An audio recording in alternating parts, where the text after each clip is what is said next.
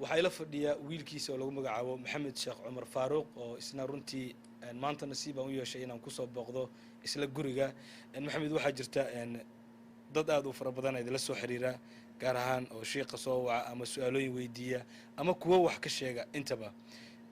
marka waxyaabihii kuugu yaabka badnaa xilliga aabba la soo weydiin jiray amaba barnaamada aad ka maqli jirtay maxaa ka mid ahaa?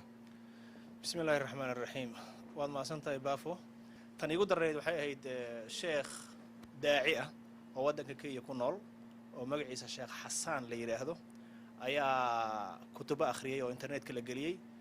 laba arrimood ayuu ka hadlay. mid dhaliil ah oo sheekha toos ugu socoto oo leeyahay sheekha aqligiisii iyo garaadkiisii iyo maskaxdiisii waxaan aaminsanahay inay caadi ahayn oo sheekh sidiisii hore uusan ahayn.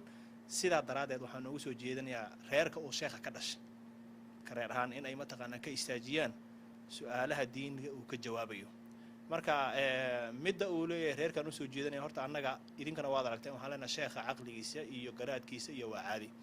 aqoon ahaanna wixii uu waaga yaqaanay ilaa hadeertan sida ay uga sheekayaan. marka annaga aan xaafadda la joogno caruurnimadiisii yaraantiisii kulli wax uu ilowsan yahay ma jiro. aqoontuna waa sideedii oo waxba ma iloobo xataa uma baahna inuu inta badan soo diyaariyo ama mudaalaco uu sameeyo. marka waxaan u sheegayaa taas inuu ku khaldamay. maxamed, aad baad u mahadsan tahay. runtii waxaan u laabanayaa markana sheekh cumar oo runtii garabkayga bidix fadhiya.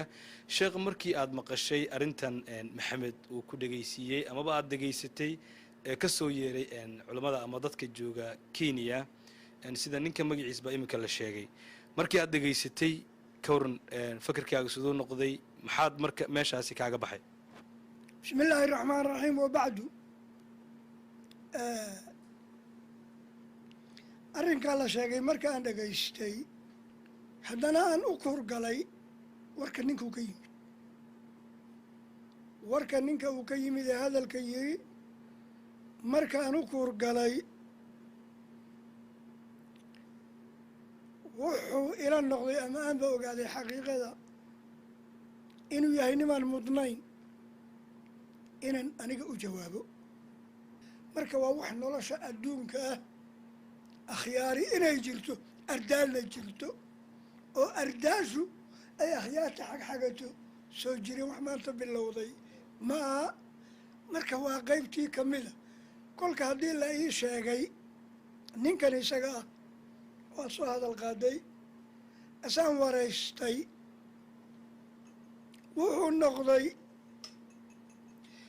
nin